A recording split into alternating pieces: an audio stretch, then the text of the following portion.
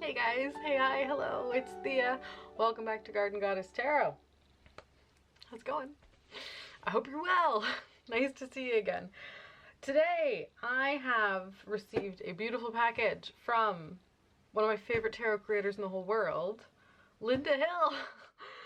She has created a brand new tarot deck. I'll show you the box. I haven't opened it yet, but look at this. I'm so excited. We're gonna get into this today.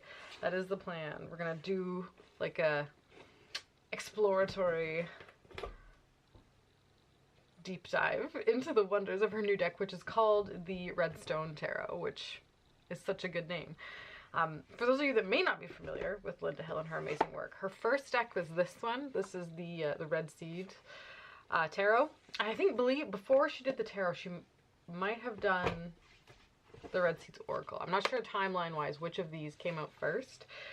I love that. This one is a Persephone Demeter myth based tarot deck. So it is still a tarot deck, but it really kind of fleshes out the myth of Persephone and Demeter, the seasonal shifts, their interaction with other gods and their story, as well as tying in all of our wonderful and favorite archetypes from the tarot. I do like it quite a bit. The oracle decks are kind of goddess decks. I'll show you. We'll get into the big guy in a second, but this is how I roll. It's a goddess deck. Her name will be on the card. Sorry, not her name. There's a key phrase on the front. Her name's on the back, and on the back of the card is a little write-up. And the majority of them are Greek mythology, she says.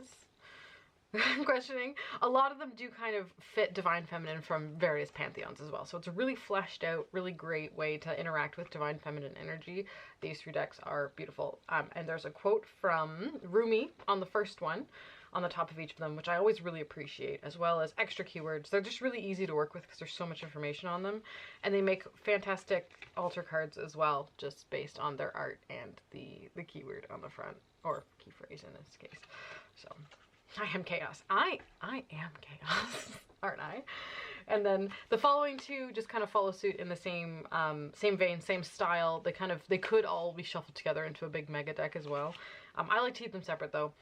The quotes on the second one are from Sappho, and the quotes on the third one are from Marion Woodman. So they're just really inspiring. They make a really great kind of a wrap-up card to a reading.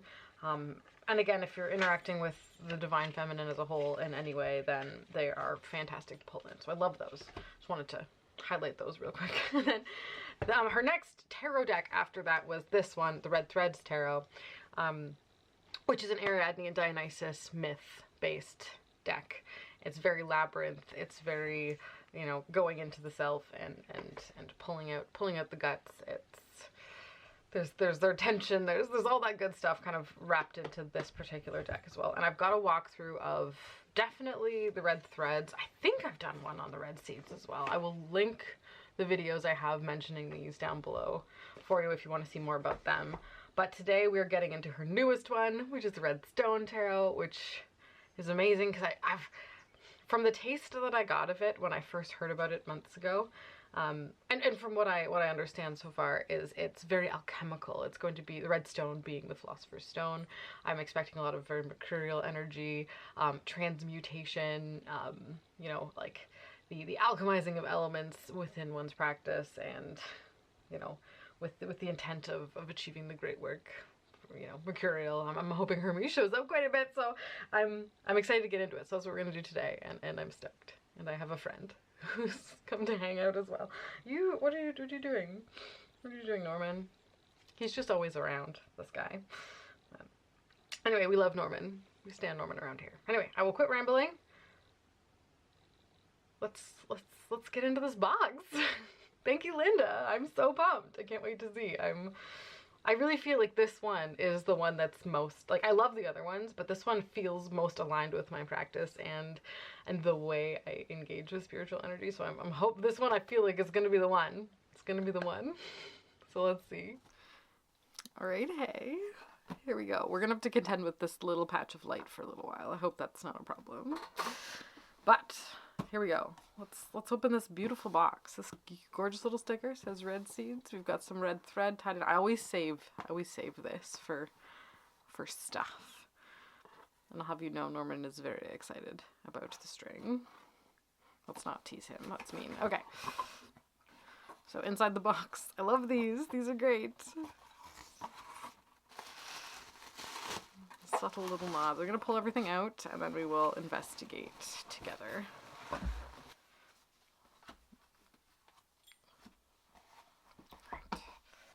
Beautifully wrapped, and they always all the deck purchases I've ever made came in these really useful bags as well. I like them quite a lot. Okay, the deck and the book are in here. We're gonna just look at that last. Norman,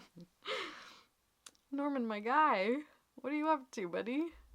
All right, let's open up this little envelope first. I feel like this is a sensible place to start.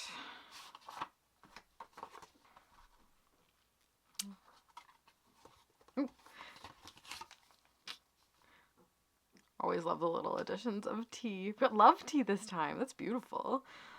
I think I remember I specifically got some pomegranate tea with the red seeds one, which was great. And, oh, what was it that came with red threads? Can't remember. But yeah. Thank you so much, Linda. Oh, I'm so excited. This is great. Beautiful. So in this little pouch, let's have a look. The gold is a hint, I think. Okay, let's see. Oh, more tea. Ooh, herbal infusion. Beautiful. Oh, a little sachet. It all feels so intentional, and so there's so much love put into the organization of this whole. All of her stuff is amazing. Yeah, this is a beautiful golden balanced turmeric herbal infusion. This is, I imagine, the cover to the deck, the Redstone Tarot, an Alchemical Journey. Sun and Moon, Sol and Luna, very good. Okay. Redstone Tarot is an alchemical analogy that journeys through the work of the ancient alchemists and the work of Carl Jung. Jung was the pioneer of depth psychology. His work focused on the unconscious mind and the structure of the psyche. Dreams, symbols, myths, synchronicities, and archetypes are part of the process of exploration that leads us towards an integration of our conscious and unconscious self. This is a whole journey of transformation, this is a journey of transformation, self-realization, and wholeness, known as individuation. Our self, capital S, is so much more than we know. Jung felt that alchemy had two main purposes: the rescue of the human soul and the salvation of the cosmos. Soul and world are inseparable. This is the Anima Mundi. This is a soul journey, and here we have the Philosopher's Stone. There. And Linda's contact information. I'm so excited about this. I love it. And here we have the one for the red threads. A little write-up on that. Pause if you'd like to read. The labyrinth awaits your presence. And then the red seeds over here for the Eleusinian mysteries, Persephone and Demeter. But yeah, it's very that. Feel free to pause to read there if you want to see. And then this is for the trilogy of oracle decks. And a little bit on that for you if you want to see. So, okay. Ooh, lovely. And then in this little packet, we have a red thread, a key, and a little vial of gold, which I love. That is such a... So,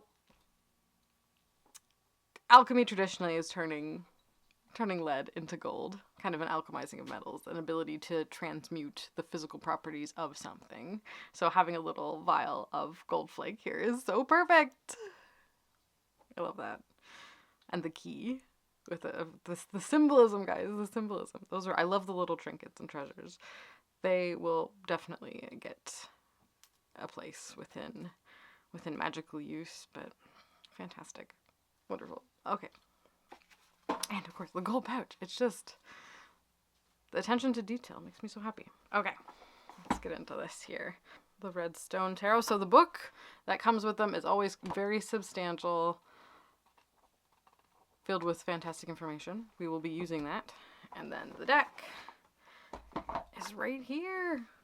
The journey of the Redstone Tarot is an encounter of the mercurial tension of the opposites. This is the duality that is present in all things. Broken yet whole, celestial and terrestrial, illusion and truth, poison and healing, peace and madness, love and hate, sun and moon, soul and luna, light and dark, and more. Along the way, we confront our unconscious self, a place of shadow where lie our deep hidden forces that have shaped us. By working relentlessly, we will unearth the inner truths that are buried and stagnated within us. These places have been our concealed, ignored, or never known. Our aim is to find wholeness, transformation, self-awareness, and the realization of our full potentials. This alchemical journey encourages us to work towards the unity of both our conscious and unconscious self. Such an integration brings forth the union of opposites, the alchemical wedding, and the goal of individuation. The redstone is the culmination of the alchemical journey. And there's our little hand symbol there. This is gonna be so good. I love this so much. Knowing our own darkness is the best method for dealing with the darkness of other people. It's very true. Carl Jung. We cannot change anything until we accept it. Condemnation does not liberate. It oppresses. We look outside. Who looks outside dreams. Who looks inside awakes. And then there's some card examples on the outside. Oh, this is so... Oh, another sachet. What's in this one? Ooh, I wonder. Lady's mantle. Oh my god, it's blooming right now outside. The timing is perfect. I can't even begin to say. An offering of this herb is in the cotton bag. The alchemists would collect the morning dew that lay in the hollow of this plant from the process of condensation. This was seen as celestial water that fell from the heavens. Oh, I love that.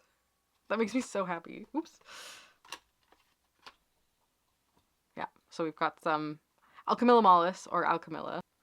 But yeah, it's blooming right now. It's got some beautiful yellow flowers, so I'm going to yoink some of those for the sake of the timeliness of everything, but that's perfect. I hadn't actually heard that about Alchemilla before. I've heard it like referenced in like a fae way, just because it's like a very fairy-like plant, right? With the little wells of like the dew does collect right in the little hearts of the unopened leaves. It's so beautiful. But okay. Ooh, okay. I want to look at the cards so bad, but the book is right here. Dedications to all alchemists above and below. Beautiful. All right. We shall not cease from exploration, and the end of our exploring will be to arrive where we started and know the place for the first time. Very, very fool's journey. Through the unknown, unremembered gate, when the last of earth left to discover is that which was the beginning. At the source of the longest river, the voice of the hidden waterfall and the children in the apple tree, not known because not looked for, but heard, half heard in the stillness between two waves of the sea, costing no less than everything. And all shall be well, and all manner of things shall be well, when the tongues of flame are infolded into the crowned knot of fire, and the fire and the rose are one. Some T.S. Eliot for us there. Alchemical drawings. Okay, so this is the contents. Major arcana, minor arcana. Oh, beautiful. Of course, that's brilliant. Of course. So, the minor arcana are separated into the alchemical processes. So fire is negrito, water is albedo, citrinitas is air, of course, and rubedo is earth. Yes! Yes. And then there's our bibliography. Awesome. Lovely. And we got some Jung and alchemy kind of laying out his particular framework of ideas. Quotes along the way. These books are just so good to get into. They're so juicy. It's... If you like study, if you kind of like that little like textbooky vibe to engaging with tarot, these are so good. There's so much thought and so much like experience and work that goes into this. I love them. And here we have a breakdown. The Emerald Tablet, perfect. Hermes Trismegistus,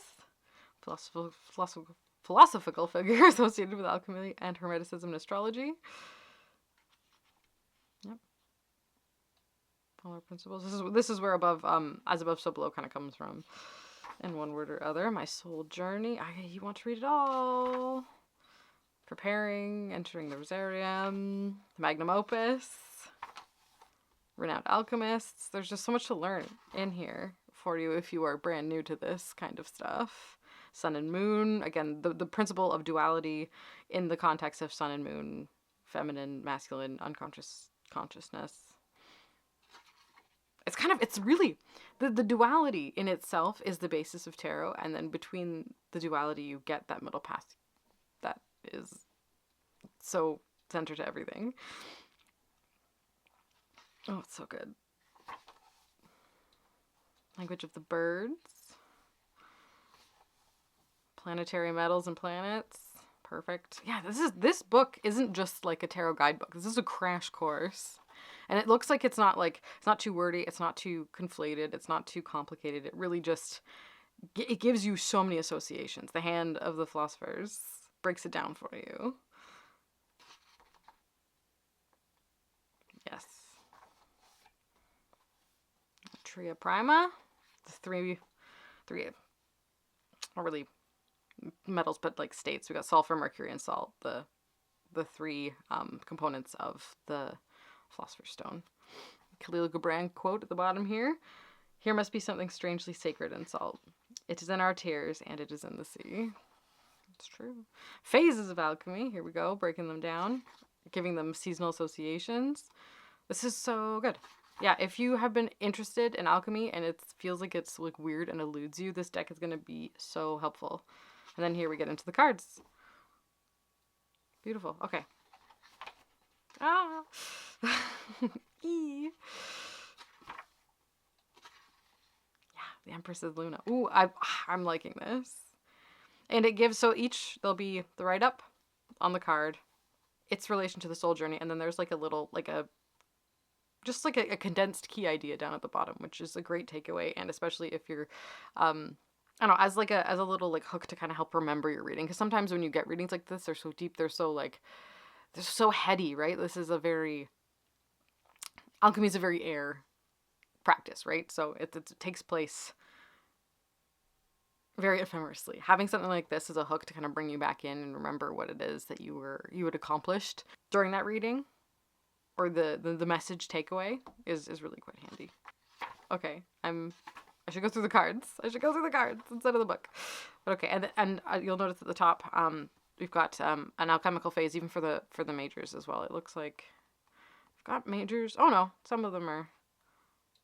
Yeah, so it does go through all of the phases through the majors as well as in the minors too, which is nice. So here we start with Fire Negrito. Lots of associations there. Beautifully color-coded. The book is very handy. Oh, this is so well done. She thought of everything. Okay, and then albedo here for... Oh, and they even call them Ace of Albedo is the name. Yeah, it's water. It's cups. Citrinitas is air. And then Rubido is pentacles. Element of earth. Got a rose. Perfect. Okay, this is gonna be so fun. Okay. Alright, cards. Oh, and then, sorry, at the back. Let's have a quick look. We may as well. Oh, and the quartz. Sorry, I guess I could look. We'll figure it out when we get to the deck. Neophyte is the page. Makes sense. Adept is the knight. Alchemist is the queen. And then the physician, which makes sense, as the king. I'm assuming they're all the same. We'll figure that out. References. A little blurb about Carl Jung. In memoriam. The ending is the beginning.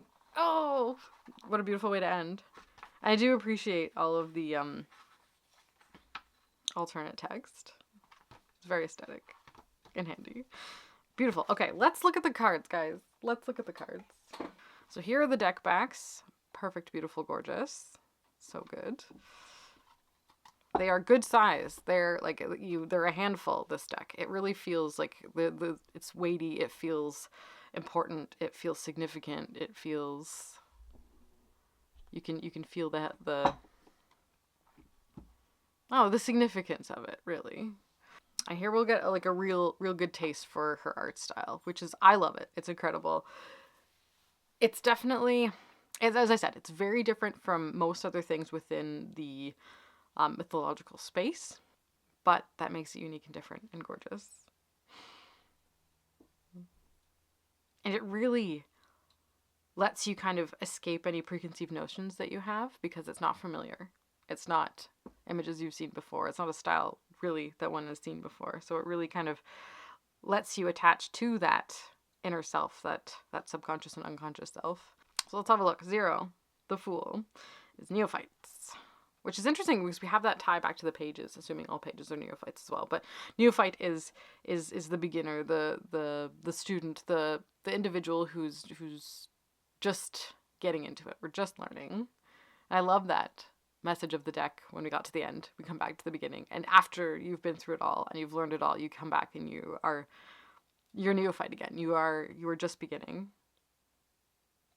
You've learned so much that you know nothing, which is my favorite. I love when I've learned so much and I feel like I know nothing. That means I'm doing it right. And we have Mercurius here for the Magician, of course, with our caduceus, her wings.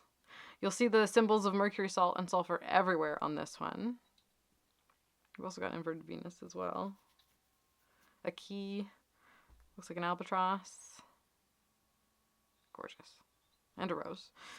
The symbolism is there for you to take apart, and I want to immediately go to the book, and this is the deck that I think what I'm going to do. Sorry, this walkthrough is going to be it's how I do, but I want to go through it card by card before I actually use it. I'm going to go through it card by card and read the book. I'm going to read the book like it's a book, you know? This is the kind of deck that really invites you to do that, to kind of really get to know it. Lady Alchemia as our high priestess. The key. I love all the bird imagery on this. It's perfect. And actually, I'm having a bird moment. I don't know what's going on, because I'm animals and I usually don't jive, but I've been playing with this guy and birds are having a moment with me, and I am appreciating them, seeing them here as a nice touch. And it's almost time to get the crow decks out, you know? Does anybody else feel that? Just time of year wise, like we're getting close. It's almost time to pull out the crow decks. Yeah.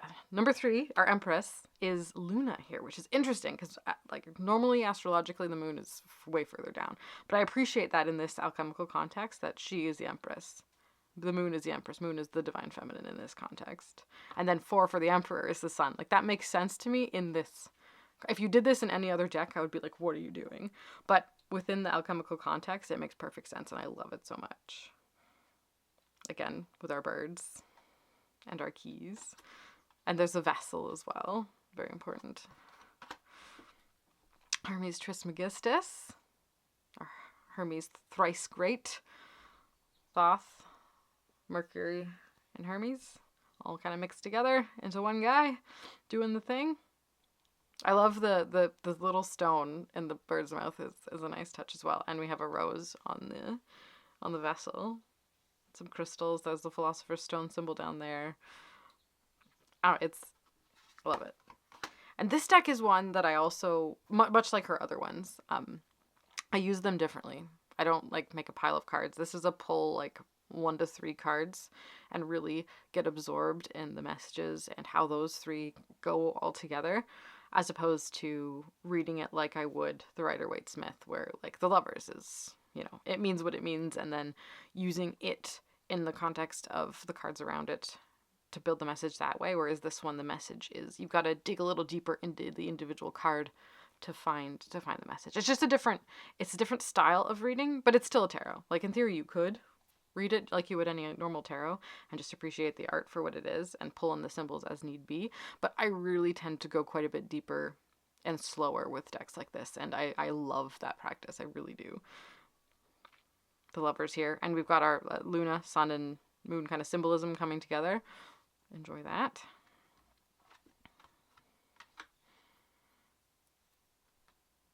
The Chariot.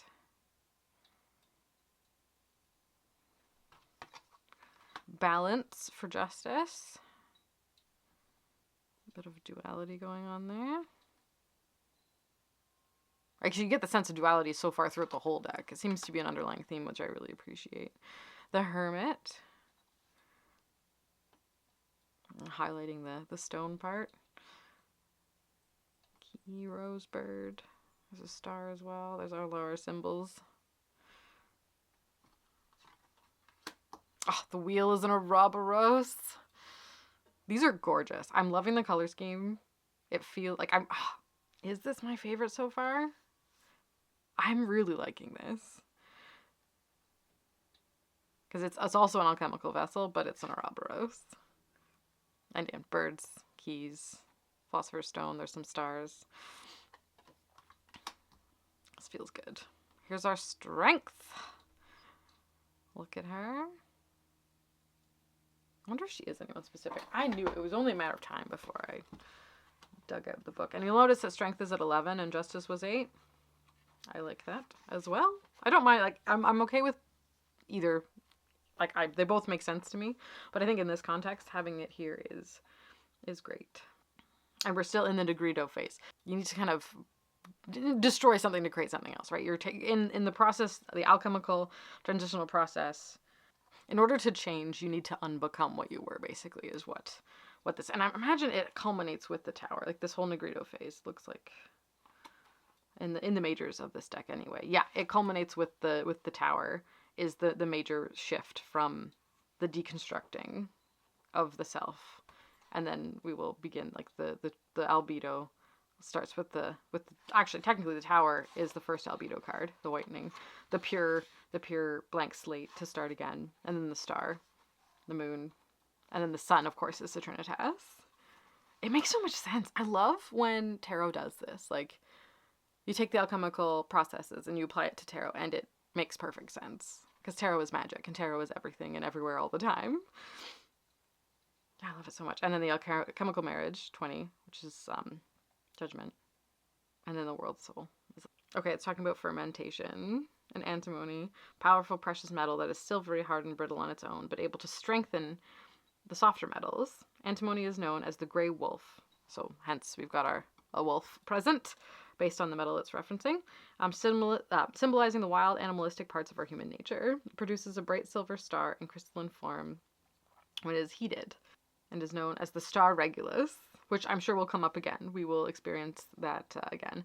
The quintessence, that is the fifth element in the part of the heavens. Both the secret fire and the antimony creates a union that produces great strength.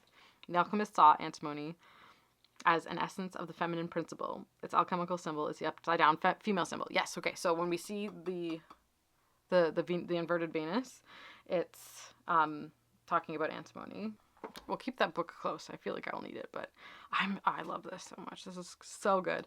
Hanged Man. We've got kind of a Kundalini snake upside down there. Death. Beautiful. Makes sense for Negredo. I love that the card is of a grayscale. Different states down here. Temperance. The green lion. Eating the sun. There's a snake around his tail. Snake on a stick. Am I right?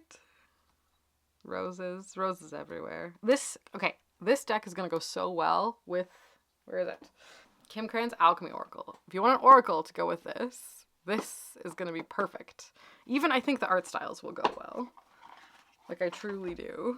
Well, that was just the ether card. But, I don't know, I think, these are going to go so well together.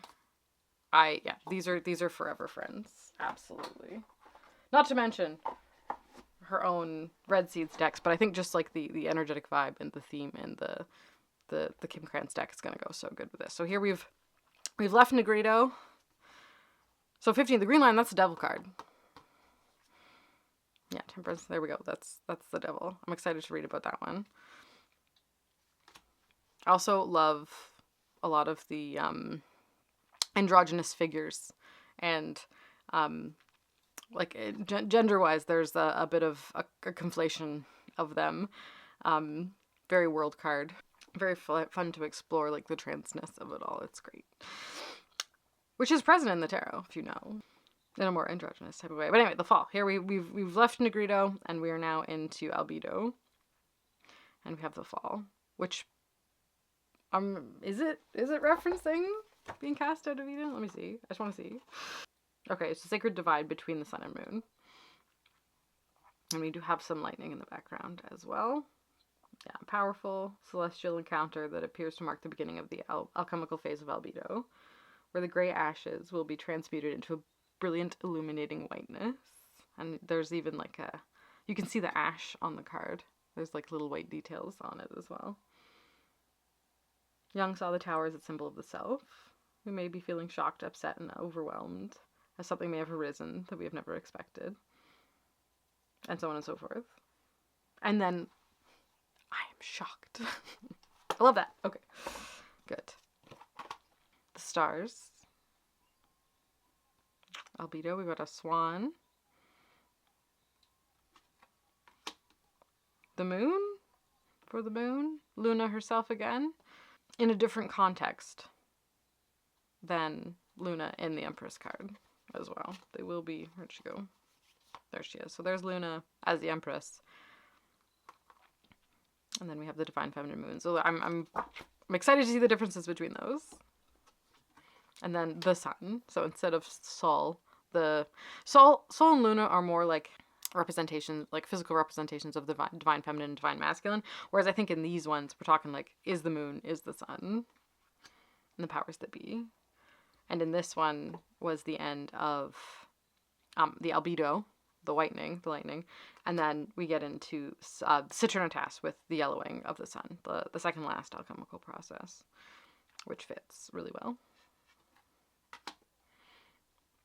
And then our Rubido starts here. So Saturnitas just has the one card. It's very interesting. Other than the entire air suit. The Alchemical Marriage. Heroes Gamos. The coming together of opposites. For Judgment. And then the World Soul. We got Hermes again. On there. Wonderful. So those are the majors of that Redstone deck. Let's have a look at our minors. So we're starting with Negrito, the Blackening, which is wands. That'll take a little bit of getting used to just because of the color. This is the kind of deck that you use with the book, so you will not miss. Nice of wands. 2 of wands. And yeah, the fire symbols are right on there, so you'll know. In this case, 3 wands. Oh, I like that. That's a good one. 4 wands. In the vessel.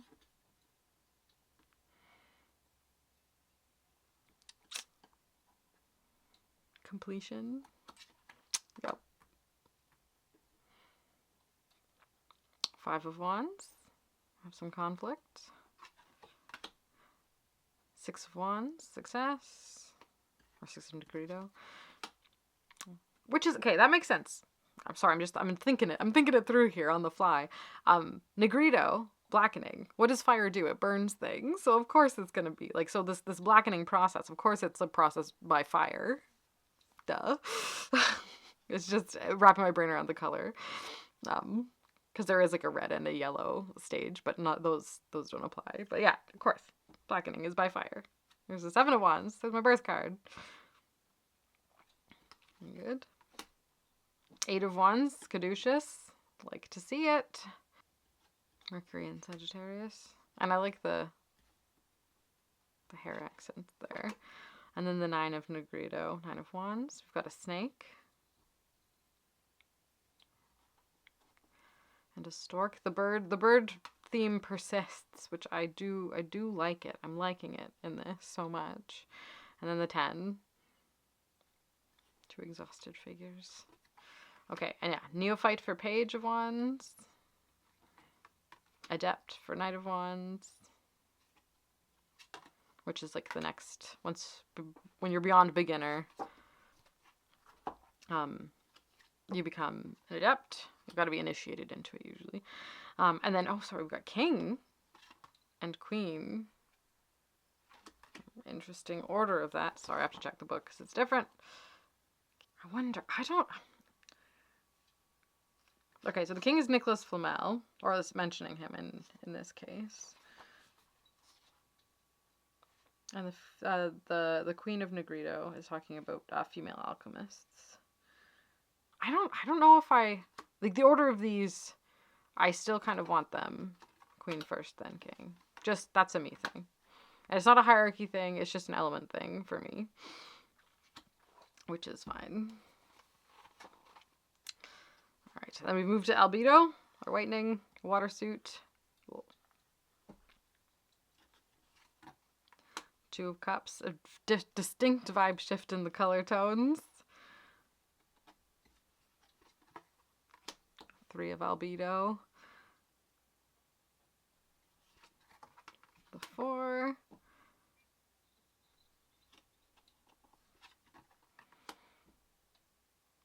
The 5. I feel like I'm doing a disservice by going through these this quickly, because there's going to be so much in these cards that each like individual card has a unique story and message to kind of get into.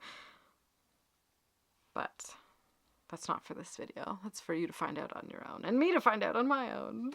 There's the 5 of cups, or albedo in this case. 6 of albedo. I cannot wait to put this with the Alchemical Oracle. Or the Green Crane's Alchemy Oracle. There's the 6 of cups. Yeah, it's very much, you still have the flavor of tarot, but you can see how it's such a different beast. In the best way. And look! 7 of albedo. Look, we've got our hexagonal shape. Like, it's, of course, they go. They really do. The 8 of albedo, 8 of cups. The 9, no, yes. We'll flip through that one quickly. And the 10 as well. We'll just go. But I'm loving these. These are so good. So much to go on. It's funny, as much as this deck is about like individuation and really like the self and exploring the self, I feel like this would also make a good relationship deck. Just hear me out if you wanted to consider. All right. Page of Cups. Hold on. Queen. Missed one. Where'd the neophyte go? There it is. Sorry, that was a neophyte of albedo. There's the knight, the adept. Queen of albedo. And king. Lovely. Alright, Saturnitas, the yellowing. Their air suit, Ace of Air. Swords, otherwise known as. And we've got a distinctly yellow color scheme, which is great because the color associated with air is generally yellow. 2 of air. I like the kind of the duality, the Janus figure there. It's also duality elsewhere if you look closely. 3 of swords. Got some sorrow going on there as well. 4 of swords. 5 of swords. 6 of swords. You can see how the real transformation is taking place. A lot of these figures are enclosed in, either in this case, light. We've got our vessel again. 7 of swords. 8 of swords.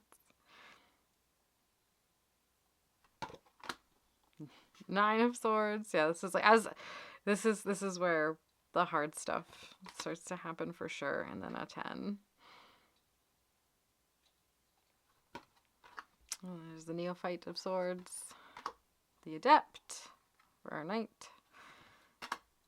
King and queen of Saturnitas. And Rubido, our pentacles suit. These pentacles. 2 pentacles. More vessel imagery. We're getting closer to the final form. 3 of Rubido. Which makes sense, because like just kind of the progression of the blackening, the lightening, the yellowing, and the reddening. It becomes more material. So it starts as destruction and works its way towards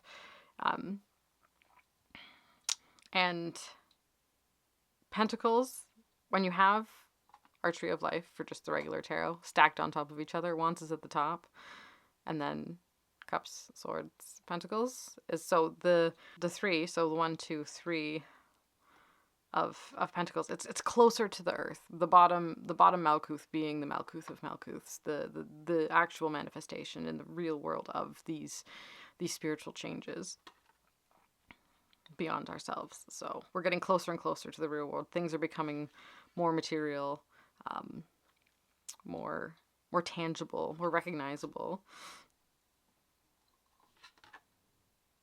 Closer to the beginning, which is the end.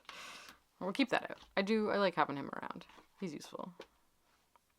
But 4 of Pentacles. 5 of Pentacles. 6 of Pentacles. Appropriate for the 6s. Can't wait to get into the book. Read all about the conjunctions and separations and distillations. 7 of Pentacles, or Rubido in this case. We've got our little Philosopher's Stones.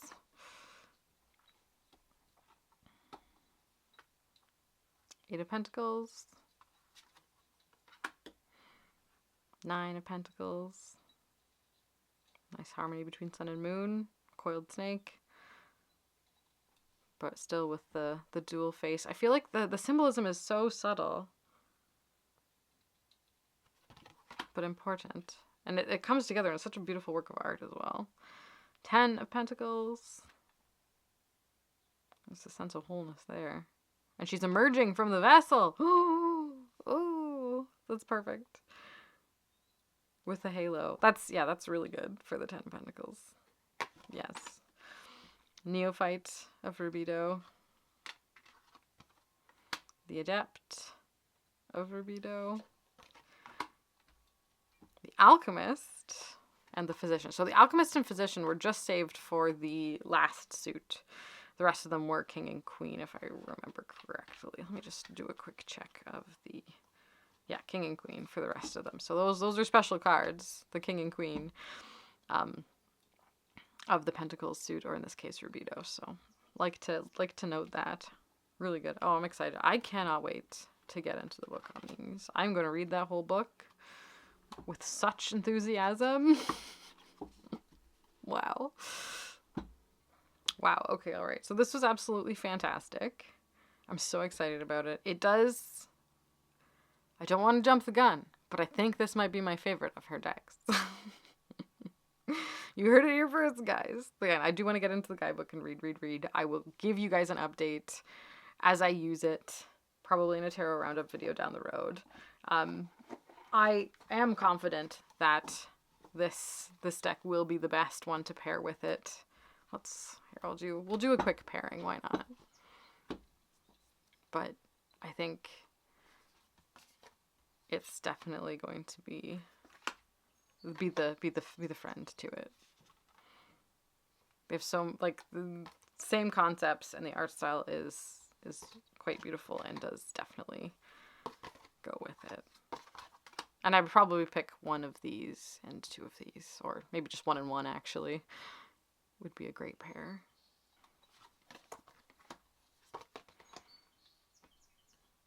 Don't you think? Oh, I'm pumped. I'm so excited. This deck is amazing.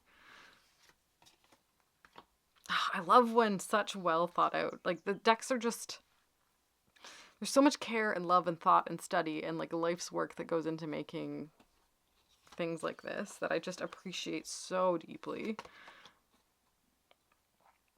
Thank you, Linda, for creating such a masterpiece and sharing the wealth of knowledge that lives in your brain. Yeah, no, these decks definitely garner so much respect.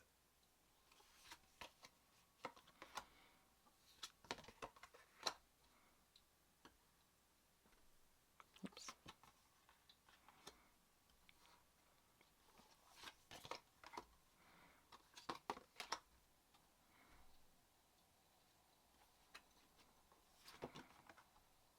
But yeah, all right.